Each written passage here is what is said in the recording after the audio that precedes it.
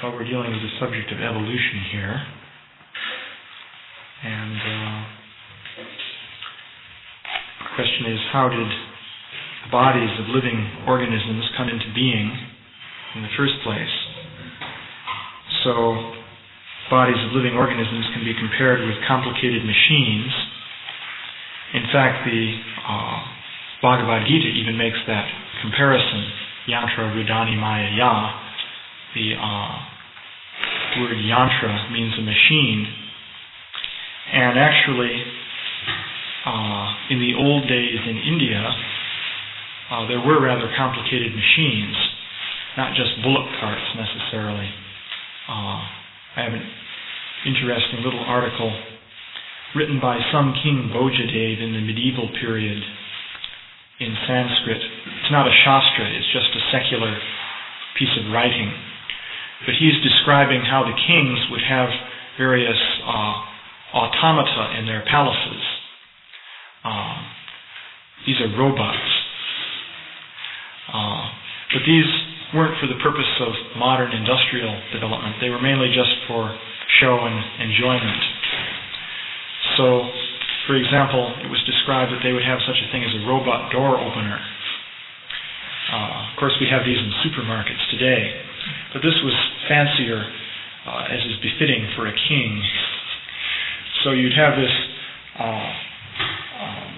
uniformed soldier standing next to the door. At least it would look like a soldier, but actually it wasn't a real soldier. And as you walked towards the door, he would lean over and open the door for you and close it after you.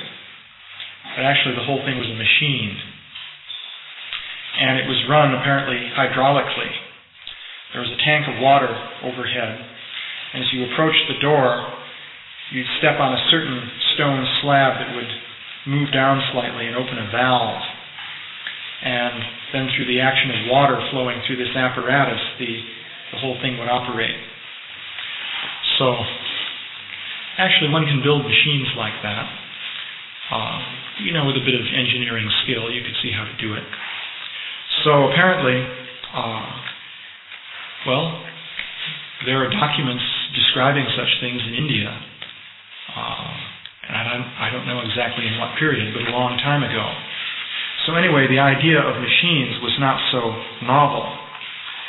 So the Bhagavad Gita describes the body as a machine, but of course it describes that there's also the soul and the super soul. And of course there's the subtle body as well as the gross body. The subtle body, however, also is essentially mechanical in nature. It's not living. So it's also a kind of machine. But the scientists, of course, only know about the gross machinery. And they're very much preoccupied with studying the machinery of the gross body. And they think that that's the all in all. They believe that life is simply that machinery, and that's all that is there. Now, as it turns out, the machinery in a living body is exceedingly complex. We were talking about that previously. I'll just explain what this picture is, by the way. See this picture here of a protein molecule in the beginning of this Life from Chemicals article. Well, this is a simplified diagram of a protein molecule. We show in here a scientist looking a little lost. But actually, this looks like a ribbon, like a sort of Christmas ribbon that's coiling around. But actually, this stands for a sequence of amino acids, which are certain kinds of molecules that are linked together in a chain. And the ribbon follows the sort of path of the chain. So you can imagine these rather odd-shaped objects arranged in a chain fashion and going around following this path. So that's what the whole thing is. So it has a very complicated structure, as you can see from the picture, if you imagine that actually this picture is a great simplification of what it really is. And in even a bacterial cell, there are thousands of different kinds of structures like this. And each one is there in maybe thousands of copies, but there are thousands of different types. This small inset shows some of the different kinds of structures that exist. And actually, for the sake of the artist, we just chose some that were simple. If we chose the complicated ones, then the picture would be too complicated and it wouldn't be good artistically. So we didn't even show the really complex ones. So the machinery of the living body is exceedingly complicated. And the fact is that no one really even can make a model of how it works, what to speak of explaining how it came into being. So I was just talking with this scientist yesterday who came to visit me here about the whole question of making models of how organisms actually work. We were also discussing the question of whether you could get funding for that from the different scientific agencies that are run by the government and which determine the flow of government funds for scientific research. So we were discussing whether the people who are investigating the origin of life would approve such funding. Because what happens is that if you make a request for funding, it's sent out to prominent scientists in the field of research that you're interested in, and they say whether it's a good proposal or not. And if they approve of it, then you can get funding, and otherwise you can't. So the point that came up, though, was that they would never, or they'd be highly unlikely to approve of investigations in which you try to make models of how organisms work. And I wonder, why don't they want to look into that? Of course, I can provide an intuitive reason as to why they wouldn't want to look into that. Because the moment you really try to do it, you'll see that organisms are so complicated that the whole idea of evolution will become ludicrous. So, in order to have a theory of evolution, it's better to keep things vague. As long as an organism is a sort of vague, nebulous thing that you just imagine in a fuzzy sort of way, then you can imagine how it can evolve. Because anyone can imagine a sort of cloud of fuzz gradually changing shape from one thing into another. But if you have an actual machine with moving parts that interact with one another, then how can you change that into something else, gradually, step by step? You can take a wristwatch, or a sewing machine, or an automobile engine, and imagine changing that step by step into something else. For example, let's say we want to change a sewing machine into an automobile engine. Well, there are two organized structures. So, how could you do it? Now, the requirement is that at each step along the way, as you change the sewing machine into the automobile engine, you have to have a machine that works and does something. So, could you do it? That's a homework problem. You see, one thing scientists don't like are negative criticisms in which you just challenge them to do something. They'll say, well, prove to me that I can't do it. But the real question, so they'll try and turn the tables on you. Say, well, you can't prove that you couldn't transform a sewing machine into an automobile engine step by step.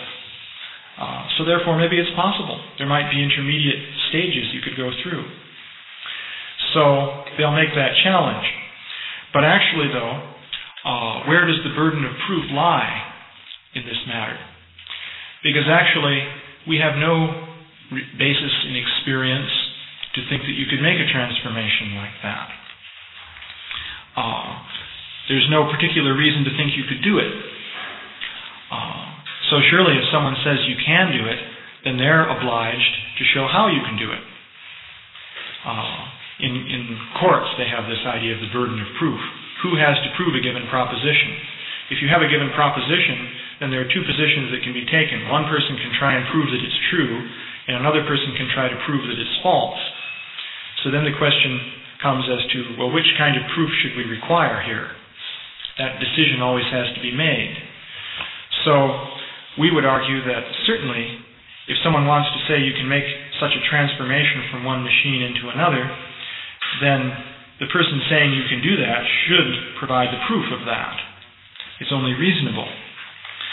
So you can give many examples of this kind of transformation. So the picture we have in the beginning of this article illustrates this basic point. So we have two things here. One is we have a series of skulls, from an ape-like skull here to a regular human skull here, and then in between we have various intermediates. Now you can imagine gradually changing the ape skull into the human skull.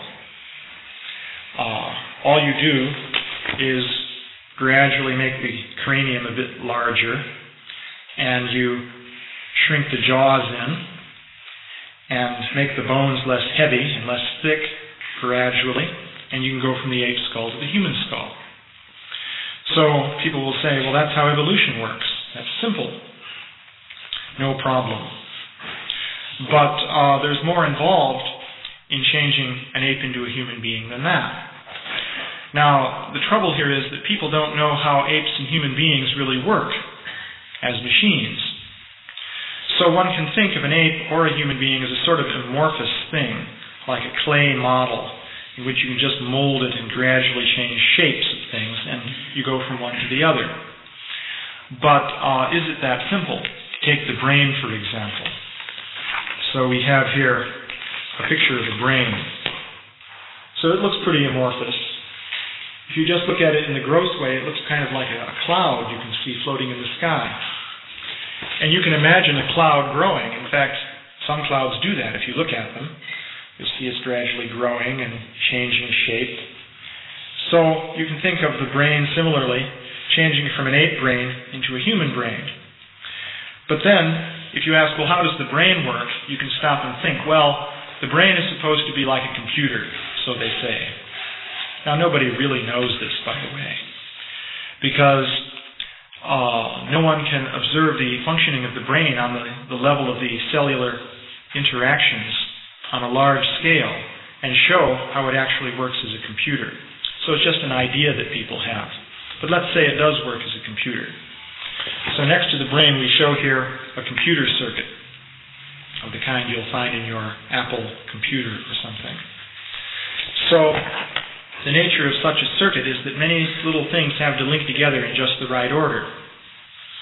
And the functioning of the circuit depends on how they're linked together. So, obviously, ape brains function in a different way than human brains. Obviously, as you can see from the difference between behavior of humans and apes. For example, humans can learn to speak, which is a fairly remarkable thing, if you think about it. Because a child about 1 to 2 years old who doesn't know anything about language can figure out how to speak a language just by hearing other people doing it. That's pretty remarkable. If you consider that even as an adult, if you hear somebody else speaking a language, it's hard to learn how to speak it, even if someone's there to teach you the grammar. But a child can figure it out without anybody explaining grammar to him. Because, of course, they can't explain grammar to him since he can't speak. So, the human, let's say this is due to the functioning of the brain. That's what the biologist was saying. So that means the brain has to have a built-in program that can learn how to speak a language just by hearing the sounds coming in. And this involves many remarkable features. For example, we take it for granted that when somebody speaks English words, that it's easy to distinguish between the words and tell one word from another. But actually that requires subtle discriminations. For example, I was just visiting Japan, so I was hearing these people speak Japanese. So I asked somebody, well, how do you say this? And he said, whatever it is. Actually, it was more like, Mashagawashkafawa or something.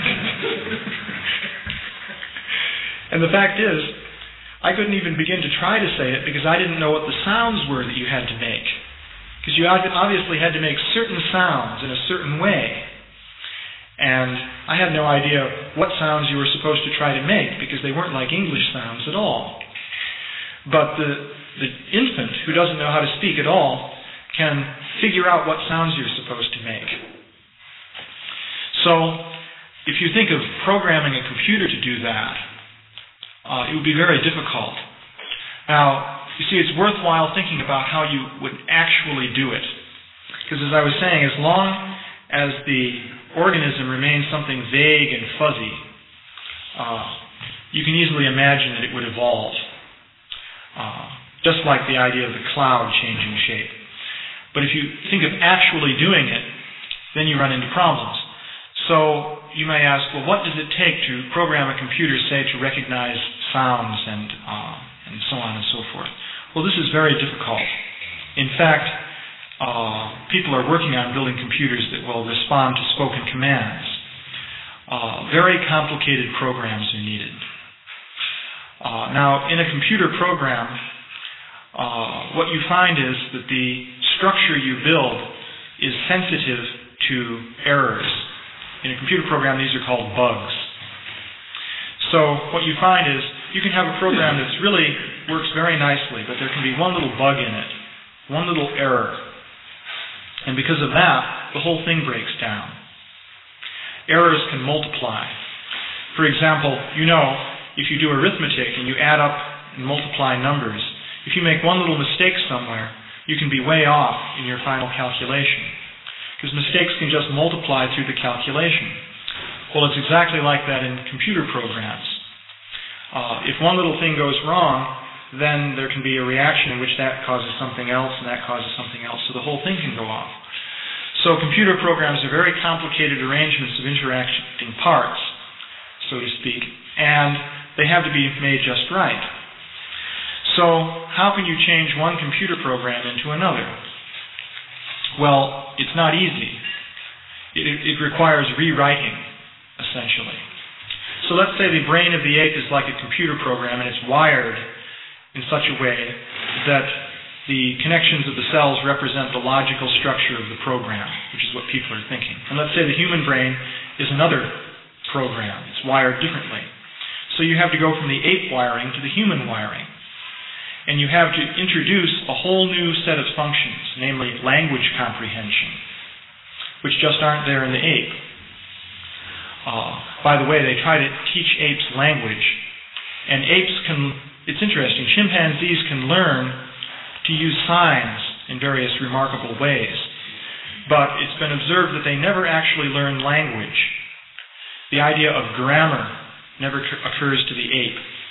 You can present it with examples of grammar for years, and it never begins to speak grammatically. It can merely make signs in a sort of one-for-one fashion, like this stands for banana, or this stands for something. And it can even... Sign language. Yeah, it can use sign language. You can use sign language for the deaf. They've done this. Apes also cannot produce sounds the way humans can. It's interesting. They can't produce words. They say it's due to the structure of their throats. But the thing is, if you can't produce words one way, then you can produce them in another way. And they have a tongue and a throat and so on, so they could make some kind of patterned sounds. But they never learn to do that either. But they can make hand symbols like the language for the deaf.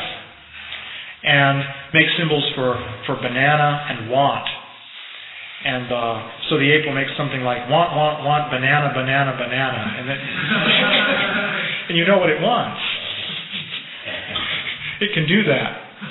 But it can't say something like, I would have wanted a banana if I were hungry.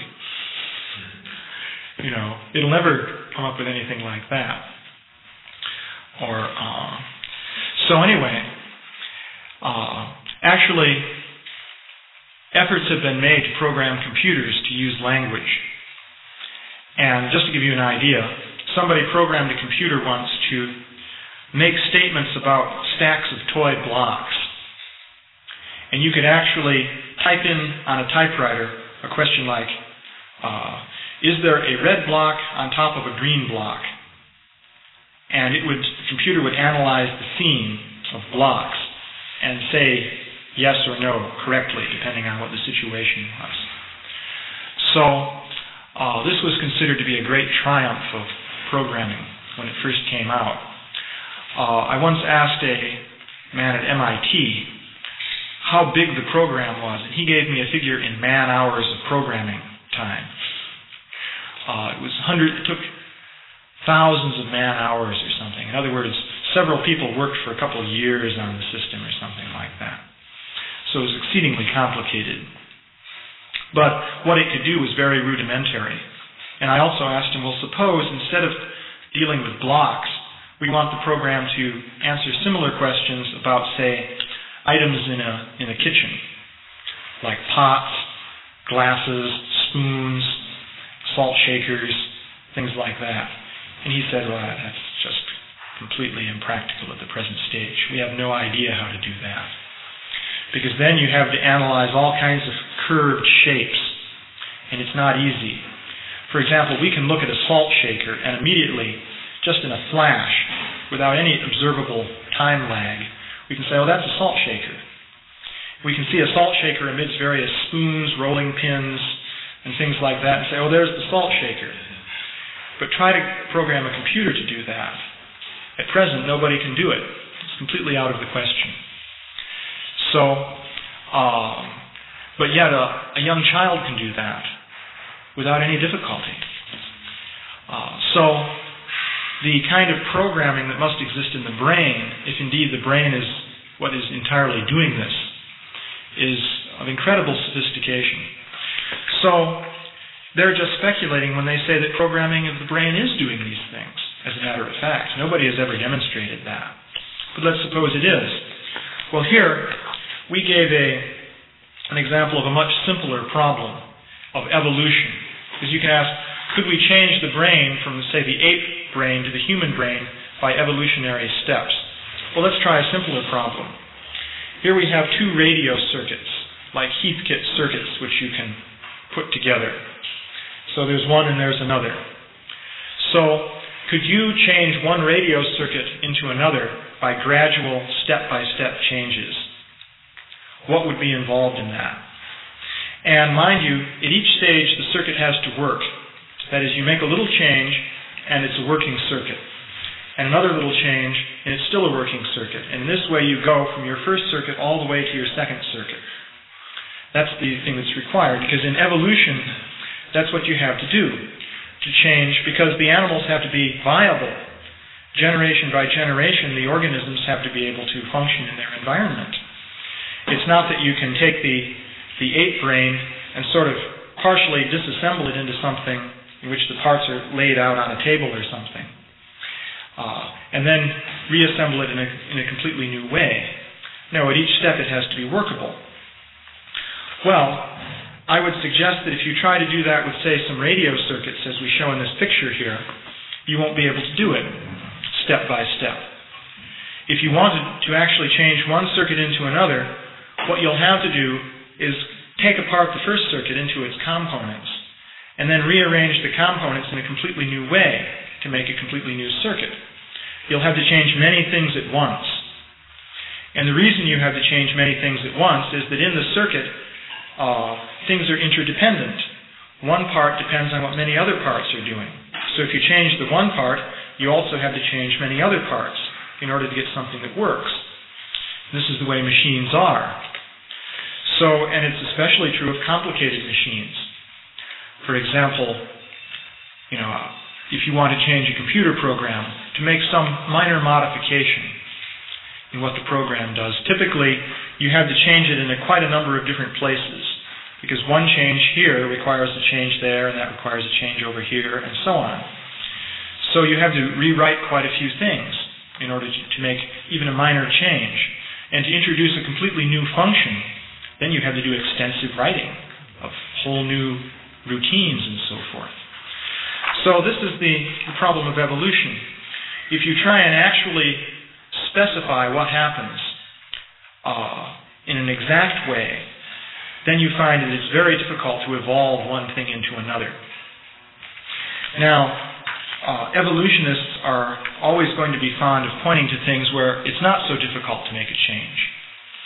Take, for example, color patterns on the backs of beetles. I was talking to a paleontologist at the British Museum, and we were talking about evolution. And so he mentioned that it used to be that when people knew about a few hundred species of beetles, that they would see that there were quite a number of distinct color patterns. And he said, well, you could say that how could one of these color patterns change into another? But in more recent years, we have studied beetles in greater depth, and we've discovered literally thousands of species of beetles. I think they may have something like 100, maybe 400,000 species of beetles now that they've recorded. Actually, there are people who do this, believe it or not. But they're actually, you will find persons, usually you find them at museums, who can actually say that they have personally looked at 4,000, or maybe, well, I don't think one person could look at 100,000 species of beetles, but maybe one person has specialized in a certain subgrouping, and he has personally looked at 1,000 different types of beetles. And he can make drawings of all of them. So, anyway, actually, when we were doing research for this magazine, we once took out a book on lizards. It was a book about this thick, and it was about a particular kind of lizard, mind you. And the whole book was on these lizards. And after reading that, your mind would be deeply immersed in lizard consciousness. Actually, you would begin to intuitively feel what it is like to be a lizard.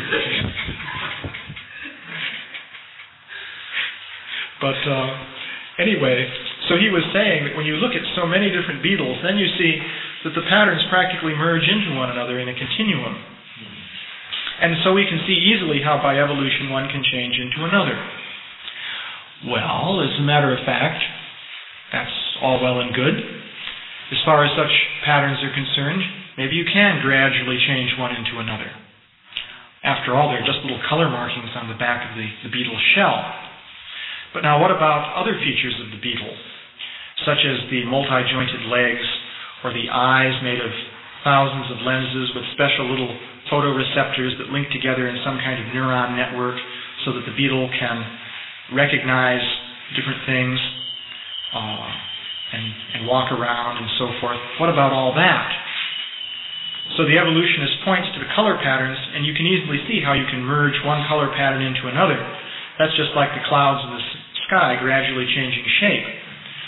So conceivably that could even happen by an evolutionary process. Maybe it did or maybe it didn't.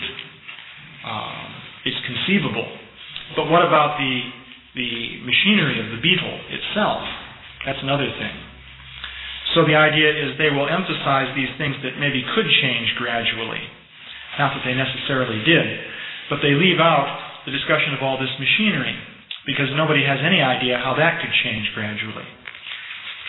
So these are some of the problems involved with evolution. Now, the whole discussion of evolution involves many different claims and counterclaims. The discussion is generally carried out within this realm of vagueness. And the evolutionists within this realm will try to make a plausible case. And they'll make some rather astonishing assertions. For example, I was just reading, actually it was in this newspaper article Badri Narayan gave me, this fellow named Dr. Ruth Bernstein, who spent 3 years at the Salk Institute here, studying creationism versus evolution. It's interesting that you can study that here at the Salk Institute. This was for the purpose of refuting the creationists. So he made the claim that you couldn't even conduct modern research without the theory of evolution. Because in modern medical research, we test drugs on animals like rats.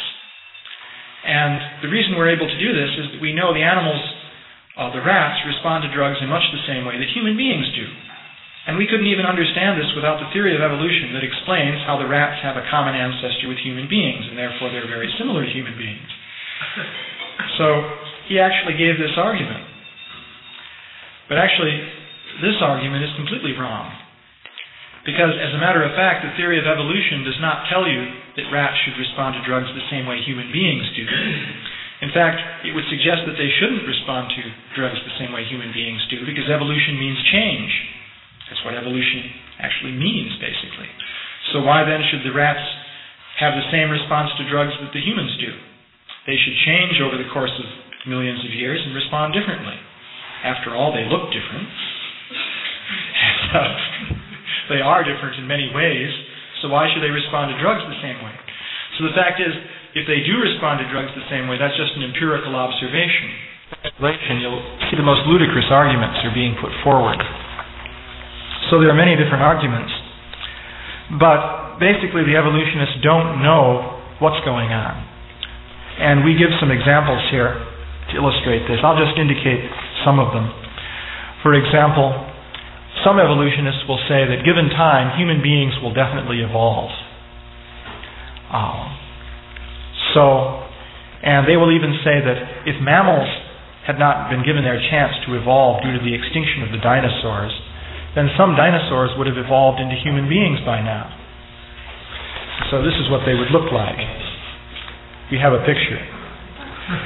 Now, yeah? This may not be appropriate to ask them, but I always wondered, why don't we see, if evolution is an ongoing process, why don't we see people, why don't we see all the intermediate steps? Why isn't it evolution, why don't we see missing links or something for this? Well, the answer they'll give to that, you see, is competition. The half-evolved person can't compete with the fully evolved person. Well, why don't we see them now? Why don't we see that? Maybe ones that are being worked out of the system, but still haven't quite been completely shut off by competition. Well, you see, the argument will be made, we do see them. But of course...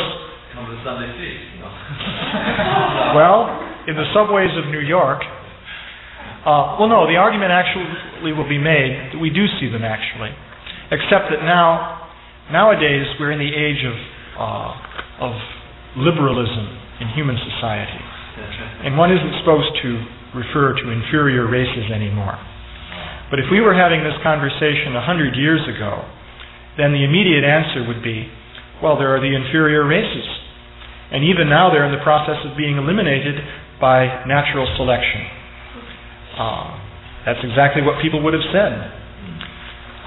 But in more recent times, it's considered to be socially just not acceptable to say things like that, although a lot of people still are thinking that way. But the basic argument, because you see what happened after Darwin came up with his theory, there was something called social Darwinism. In the early part of the 20th century, it became very prominent. And the whole idea of social Darwinism was, well, look, let's eliminate the inferior human beings. This is the natural process of evolution. And so this was used as justification for all kinds of things, including, moving into a country where you have greater military power and taking over, because the people there are inferior after all. After all, it's survival of the fittest, and the fact that we're fittest is proven by the fact that we beat them. So this kind of thing was used. So more recently it's become unpopular to use that kind of argument. But in any case, that's the argument they'll give. We don't see the intermediate forms because they didn't survive. They weren't fit. So, yeah. Are there any of the things as intermediate forms that means we exist in the forms before the intermediate forms? Why are they still existing? Why hasn't everything else in the means ceased to exist? Well, then the answer to that is there are many niches in nature. The explanation they'll give is that if two beings are similar in form, then there tends to be strong competition between them, and the inferior one will be quickly eliminated. But if a large difference has arisen, then there's not so much competition because the organisms are acting in different spheres. For example, how is it you can have gorillas and human beings at the same time? Well, the gorillas live way out in the jungle somewhere where the human beings don't go. So therefore there's not so much competition between human beings and gorillas, and you can have both. So that's the explanation. And if you say, well, what about when the human beings weren't so different from the semi-gorillas, and they were competing? Well, the answer would be, well, in those days there wasn't much population, so the two groups just wound up in different parts of Africa. And they didn't compete with one another. And they evolved in their separate ways. And only recently have they really come into contact again, because the human population has expanded so much. But in due time, maybe in the next few years, the gorillas will probably die out, because now they are in competition with the human beings. And in fact, unless they're protected by legislation and so on, they'll be exterminated. So that's the kind of argument that will be made. So if someone says, if you give the argument, well then why are the monkeys still here? Well, the answer is, well, the monkeys are living out in the treetops, and the other primates that evolved into human beings are living on the ground, let's say. So there's not so much competition between them. So this kind of argument is given. Yeah? They say that at a certain time, for a certain reason, that monkey evolved in another more advanced form of life. Yeah. Under certain circumstances. But they understand what those circumstances are, and those circumstances arise again, which would cause monkeys to at another time, in the present. Well, that was the point I was just about to make. You could ask... Now you're going back to the dinosaur man. You get back to the dinosaur man. This illustrates what the evolutionists don't know, because you see, some evolutionists will say, given certain circumstances, a human-like being will evolve. Even if you start with dinosaurs, a dinosaur man will evolve, and here he is. Now, by the way, we made this model, but actually we copied a model made by some scientists. We asked permission to use their model, and they wouldn't give it, so we just made another one ourselves.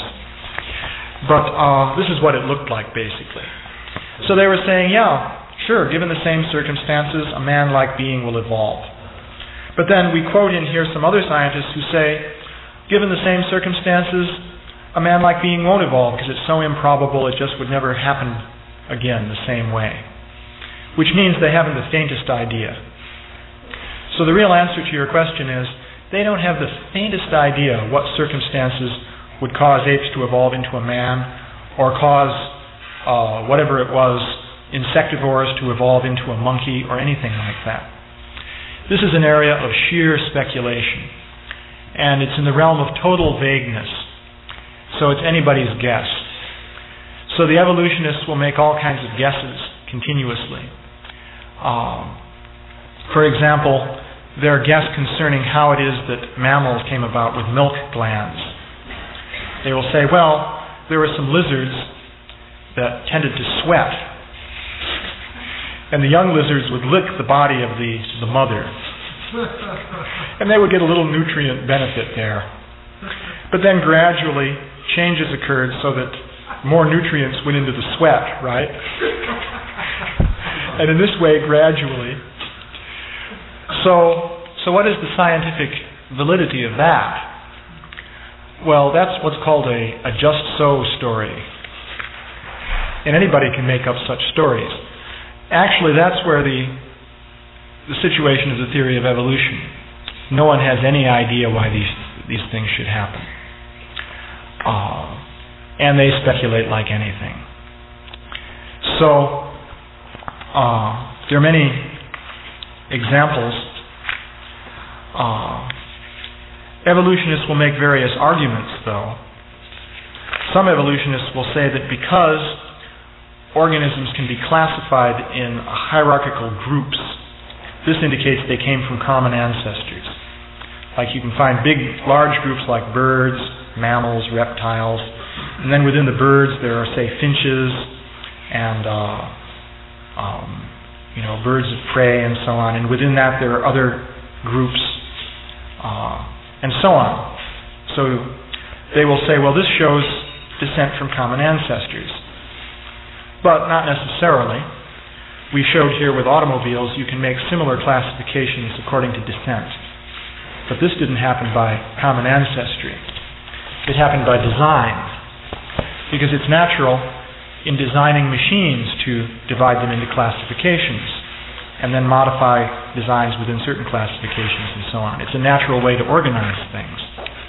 Even when you write essays, you divide them into subheadings like 1, 2, and 3, and under 2 you'll have A, B, and C, and under that you'll have subdivisions and so on.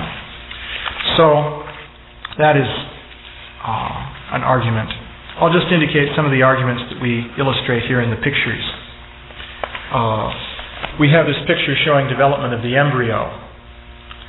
So, once again, if you're going to say how something evolved, then you should at least be able to say how it actually develops in its ordinary functioning. So the human body, or the body of an animal and so on, evolves from the embryo from the fertilized egg and so on. They don't know how that works. They know a few things about it, but basically they don't know. So, how then can you say how the thing came to be if you don't even know how it works now? That's just one argument. And yet to figure out how it works would take a tremendous development in knowledge. Then we give simple examples, like this is the E. coli motor, which maybe I've talked about before. So, give intermediate steps leading up to that. It's a fairly simple mechanism.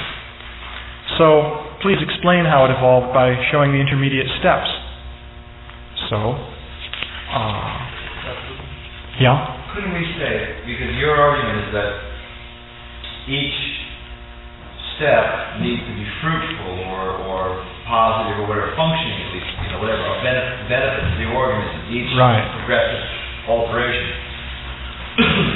Couldn't you say that these things breed in such large amounts that you can afford like a certain amount of dust, so to speak? Like if there's a very large population, each one has a different type of variation.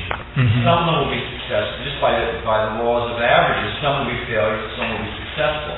So if I have enough offspring or enough whatever you call it, it doesn't. If there's a certain amount of duds, that's no problem. Let them die off. But there will be a certain number that are successful.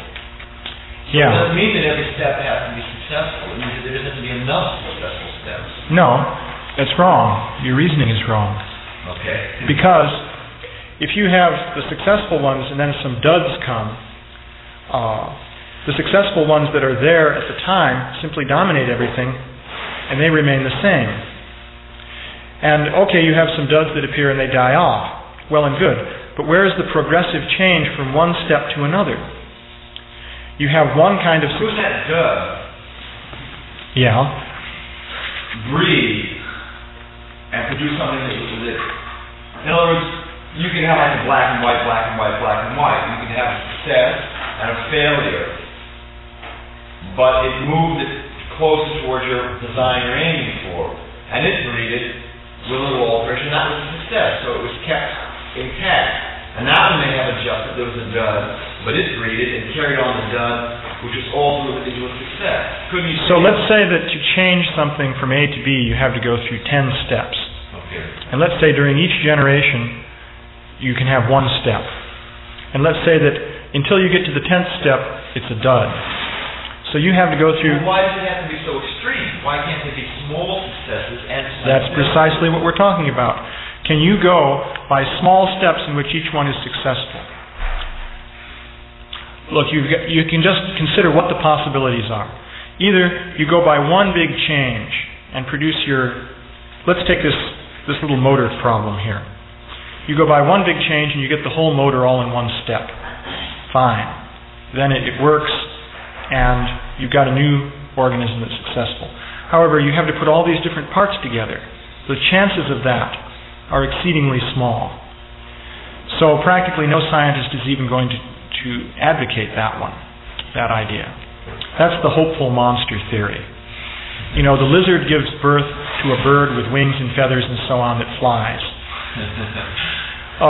That's really extreme, but here's this little motor. The bacterium one day gives birth to which doesn't have motors, gives birth to one that has a motor. In other words, it starts building motors all of a sudden. So, one can explore that. So I propose that that's going to be too improbable.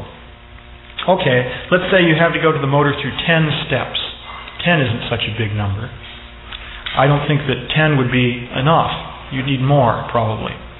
But let's say 10 steps. So if each step produces something that works, then fine, you can go step by step. So I ask you, show me 10 steps in which each step produces something that works and that gives you a motor at the end. And it starts with the bacteria without the motor. But I say, take your 10 steps, but allow, with each step, you have 100 alterations, 100 variations, 99 of which don't work, but one of those work. The point is, if you've got, never mind what other alterations there are that don't work. We know there are always plenty of those. But if there's a chain of 10 steps in which each successive step does work, then you could argue you can go through that sequence. But I'm asking you, is there such a thing as a chain of 10 steps in which each step does work? Now there may be billions. Well, in other words, you're saying, is there any pathway? There can be billions of other things that don't work. We know that's true anyway. But can you find me one pathway of 10 steps in which each step does work? But I hate to reveal my stupidity, but couldn't you have, let's say, this little one cell thing? Yeah. Couldn't it just have some little, which is eventually going to become a motor or a rudder, couldn't it just have an arm that serves no purpose at all? It's a dud. Okay, so there's a dud. But in its next generation now, it has the next step, it's positive. So in other words, I don't okay, now what you're saying is, okay, we're going to do the following thing. We're going to take 2 steps. The first one is a dud, and the second one, building on that, is positive. Exactly. So, the next one may be a dud, the next one may be positive. Okay, show me an example of that. Build this motor that way. Okay, every other step is allowed to be a dud. Try it. But even there, you're going to have problems with evolution.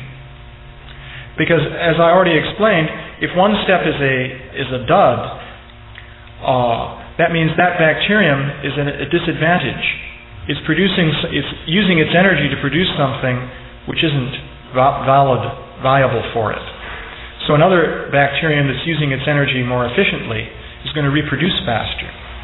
But let's just say, though, that maybe due to some chance arrangement, you just have a group of those that have the dud form, and they're isolated from the other kind, so they don't have to compete with them. Okay. So, but I still ask you, find me a sequence in which every other one is a dud, but every other one, though, is viable. And you can go from the motor not being there to the motor being there.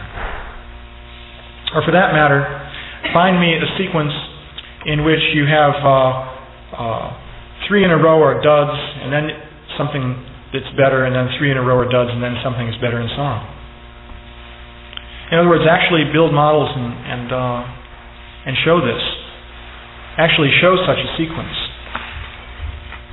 But in theory, it's possible or not possible? In theory, anything's possible. If the theory is vague enough. And that's the point.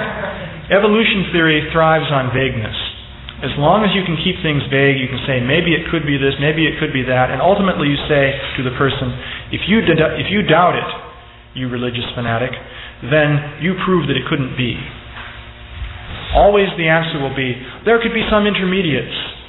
It could happen somehow. And you can't prove that it couldn't be. Therefore, we go on accepting that it is, and we teach it to all the children that this is what happened. That it happened by evolution. So the strategy of evolutionary theory is to keep everything vague and say, well, it could be, and then force the person who wants to disagree to prove that it couldn't be. And if you're keeping everything vague and you're dealing with very complicated things, then you can't prove that it couldn't be. Because how can you prove anything where everything is vague and the reality is so complex that nobody knows how it works anyway? So that's the strategy. If you want to advocate evolution, keep it vague and force the person who challenges you to prove that it couldn't happen that way. And then say, well, it must have happened that way. Otherwise, you have to postulate some idiotic thing such as miracles or God or something completely unscientific. So the only reasonable course of scientific research is to search for a material explanation. The whole basis of science is searching for a material explanation.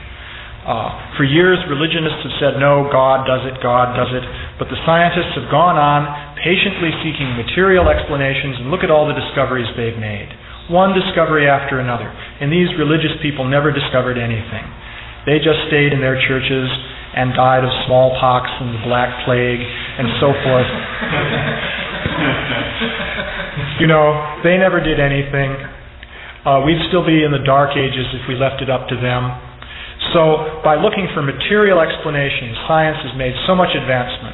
So we're saying here, in this area of life, sure, everything's complicated. Of course, we don't understand everything yet. But that's the nature of science. We push forward into the unknown, seeking material explanations. We don't concern ourselves with these occult, vitalistic explanations that are completely fruitless and never proved anything. So, therefore, we may not have it completely worked out yet, but the obvious program of scientific progress is to search for a material explanation of evolution in terms of physical processes. So unless you can prove that it couldn't happen, then we should certainly go on with this scientific program. And of course, if we listen to you, we'll all just go away somewhere, give up science, and spend our time praying or something. And what's the use of that?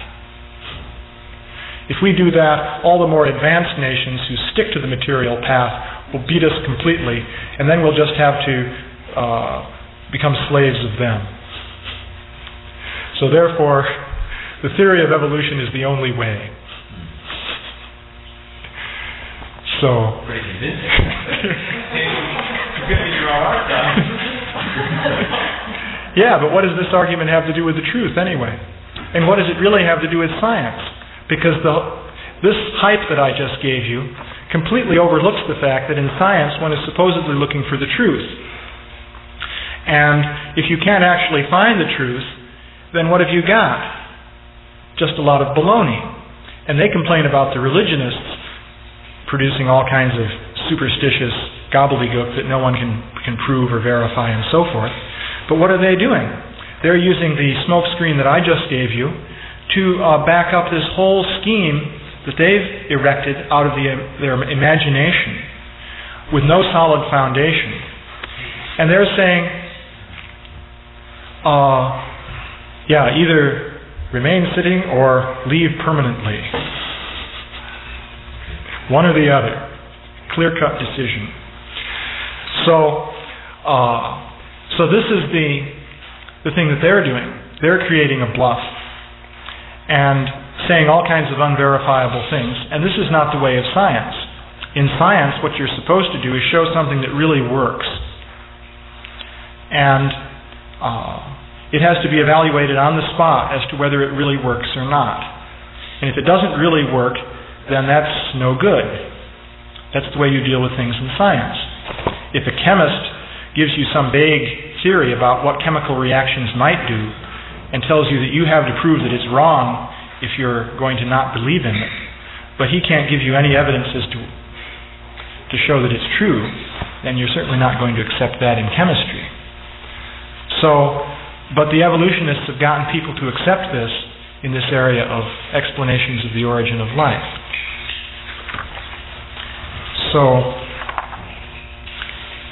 And there are various other points to make here. There are many examples of things, by the way, that are rather hard to explain by evolution. Like, we give this little shrimp example here. There are thousands of examples like this, but I'll just tell you what this one is. And then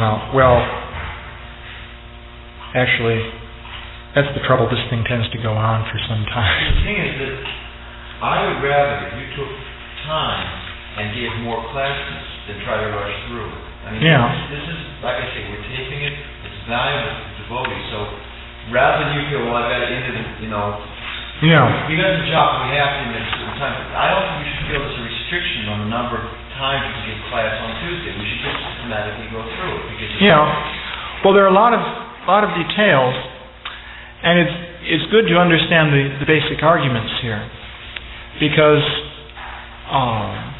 basically the evolutionary position is quite weak, but they can throw so many different things at you. Like they'll throw at you the embryonic teeth of the baleen whales. This is something we have illustrated here. Adult whales, or whales that are actually swimming around and eating and so on, of this kind, don't have teeth. they have a sort of strainer in their mouths. What they do is they swallow a huge volume of water with very large mouths, which contains lots of little swimming things. Then they squirt the water out through this sieve, and the little creatures are caught in that, and then they swallow them, and that's how they eat.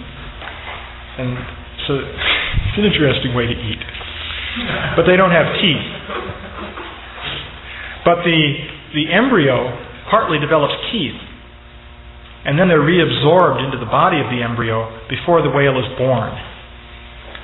So the evolutionist will say, well, this is proof of evolution. It shows that these whales came from ancestors that had teeth. And so that's proof of evolution. So next time I'll explain why that's not necessarily proof of evolution.